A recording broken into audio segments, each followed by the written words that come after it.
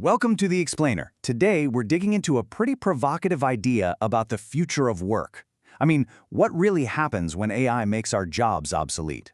What's going to drive us when a paycheck isn't the center of our universe anymore? All right, let's just jump right in with what's called the supreme test. It's a question that really cuts to the core of how we feel about our work. So be honest with yourself for a second. If you suddenly won the lottery or inherited a fortune, would you still show up to your job tomorrow? You know, for most of us, the honest answer is a pretty hard no. And look, this isn't just about manual labor or service jobs. The argument here is that even top executives, people you'd think are driven by their careers, would probably take the money and run if they had the chance. But here's the thing. This widespread desire to quit, it isn't some kind of personal failing. It's actually a symptom of the system we've built. A society that has created a ton of jobs, not always because they were truly necessary, but to serve the interests of a select few. So how exactly is this system structured? Well, this analysis describes it as a kind of game. A game with two roles that, believe it or not, end up trapping everyone who plays. So, on one side of the coin, you have the masses. They're frustrated, and what they really want is to become the masters. And on the other side, you've got the chosen ones, the masters who are all about domination and control. But here's the paradox, right? The masters are also trapped, because they're completely dependent on the very people they're controlling. It's this cycle where really both sides are suffering. And even though they have these totally opposite roles, both groups are really after the same thing, an endless chase for more. More money, more power, more freedom. It's a quantitative game where nobody ever really wins, because true satisfaction is always just over the horizon. And right into this delicate, stressful system, a powerful new player has just walked onto the field. Artificial intelligence. And this isn't just another tech tool. Oh no.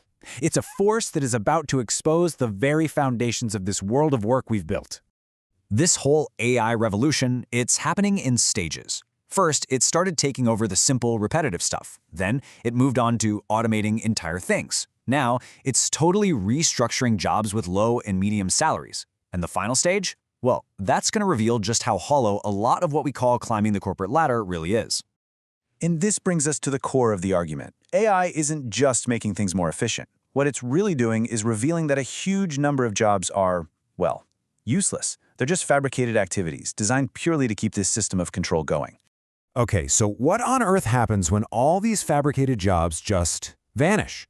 To handle this massive disruption, society is starting to talk about things like universal basic income.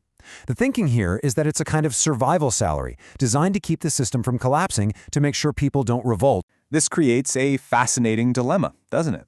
I mean, we've always been told to earn our keep, don't take handouts. But what happens when the system itself starts paying us to be inactive?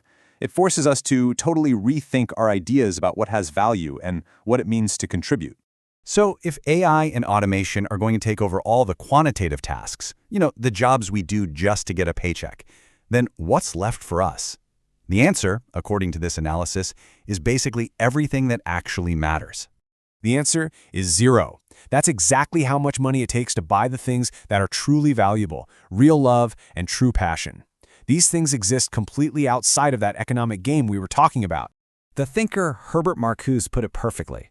The future of what we do is qualitative, not quantitative. It's all about doing things for the sheer pleasure of doing them, like creating art, growing a garden, or exploring science just for the thrill of discovery. And this is where our focus is going to shift, to these authentically human things. Having deep discussions, sharing what we know, offering emotional support, and just connecting with each other, person to person. It's about giving freely, just because it feels good and right.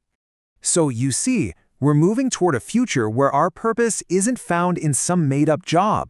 It's found in genuine human connection and creativity.